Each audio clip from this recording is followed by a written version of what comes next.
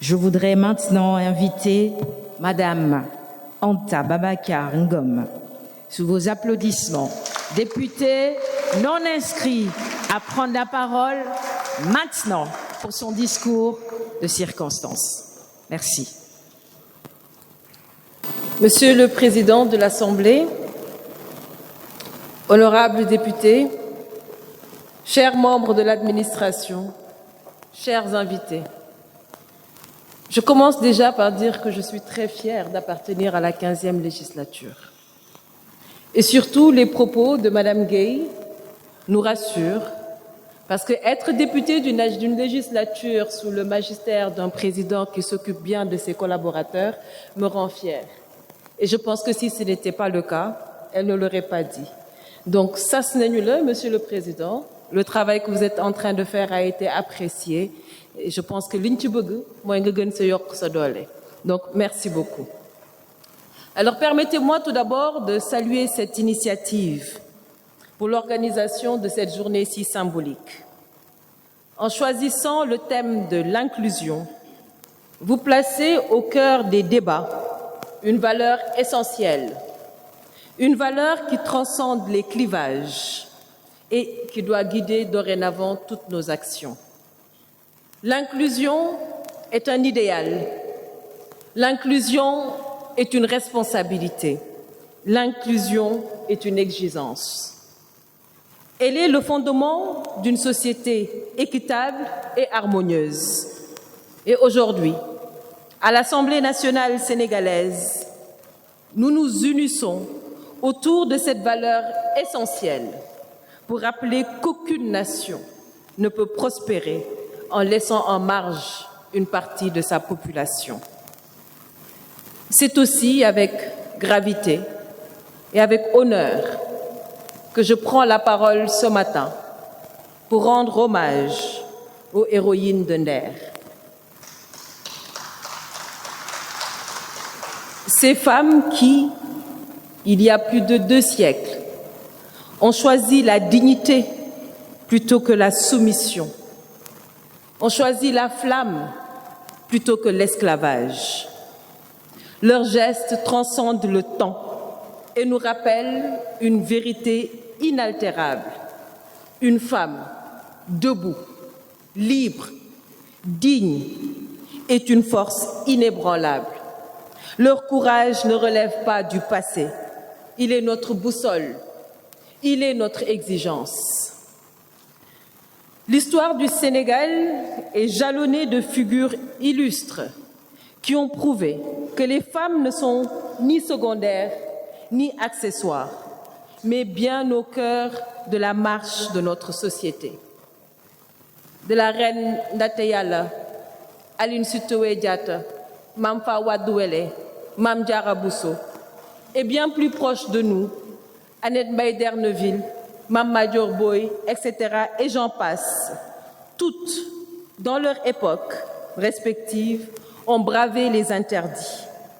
Elles ont affronté les obstacles et inscrit leur nom au panthéon de notre mémoire nationale.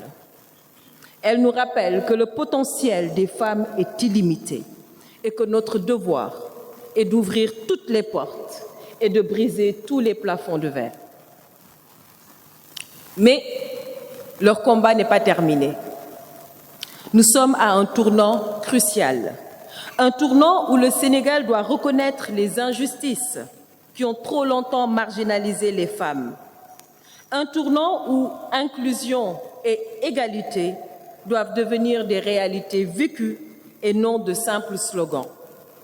Car si notre thème d'aujourd'hui est l'inclusion, c'est bien parce qu'il y a dans notre société des laissés pour compte, des marginalisés, des invisibles que nous refusons jusqu'à ce jour d'intégrer. Mais aujourd'hui, mesdames et messieurs, nous sommes tous conscients de la situation économique très difficile et très préoccupante de notre pays. Donc, nous ne pouvons plus nous permettre d'ignorer celles qui, sur leurs épaules, portent l'économie sénégalaise. Nous, femmes sénégalaises, sommes les premières victimes des crises économiques. Mais sachez que nous sommes aussi les premières bâtisseuses de résilience. Nous savons maintenir le tissu social, on sait comment faire. Et pourtant, nous sommes trop souvent absentes des cercles où se dessine l'avenir de notre pays. Nous sommes nourricières, mais oubliées. Nous sommes éducatrices, mais ignorées. Nous sommes bâtisseuses, mais écartées. Je viens aujourd'hui avec une alerte sur les violences sexuelles et sexistes, les mutilations génitales, les mariages précoces, les mariages forcés, les grossesses précoces. Une alerte sur les inégalités persistantes, sur les écarts de salaire, sur la sous-représentation des femmes dans les postes de décision. Je viens aujourd'hui avec un message du cœur pour mes consoeurs femmes parlementaires de la 15e législature. Ensemble, nous devons porter la voix des femmes sénégalaises. Ensemble, nous nous engageons à promouvoir l'inclusion, à défendre les droits et à bâtir un avenir où elles ne seront plus jamais marginalisées. Nous devons exiger des réformes audacieuses, ambitieuses, une gouvernance équitable et un développement inclusif qui valorise chaque femme. Ensemble, nous sommes les gardiennes de l'héritage des femmes de Nder. Nous sommes les architectes d'un Sénégal plus juste et plus équitable. Prenons ensemble une promesse, mesdames. Une promesse de défendre les droits des femmes, de durcir les peines contre les agresseurs, de garantir un accompagnement total aux victimes. Une promesse de réformer le code de la famille, de prioriser la scolarisation des filles, de contribuer à bâtir un Sénégal où chaque femme peut s'épanouir pleinement. Je viens également aujourd'hui avec un plaidoyer pour des assises nationales des droits des femmes.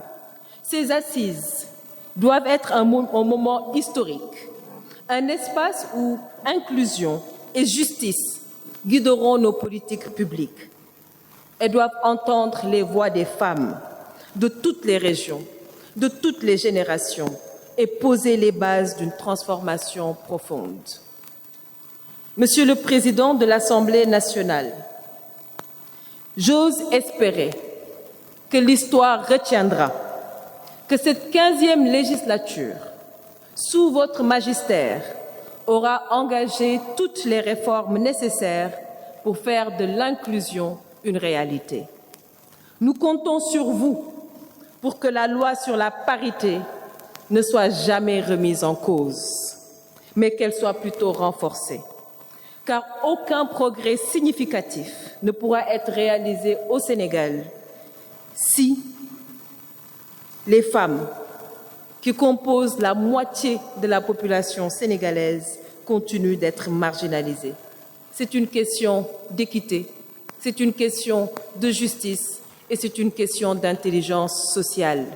Nous ne voulons plus être célébrés une année ou un jour par an. Nous voulons impacter la marche de la nation 365 jours par an. Nous ne voulons plus être marginalisés dans les récits de l'histoire. Nous voulons marquer chaque jour l'histoire de notre pays. Les femmes de Nder n'ont pas donné leur vie pour que nous acceptions la fatalité. Les femmes de Nder n'ont pas sacrifié leur avenir pour que nous renoncions au nôtre. Les femmes de Nder ont brûlé pour que nous restions debout. Leur flamme est en nous, leur courage est en nous, leur héritage est en nous. Et aujourd'hui, nous devons honorer cet héritage en poursuivant notre combat pour une Assemblée nationale de rupture et d'inclusion. Que vive l'esprit de Nder et que vivent les femmes sénégalaises. Je vous remercie.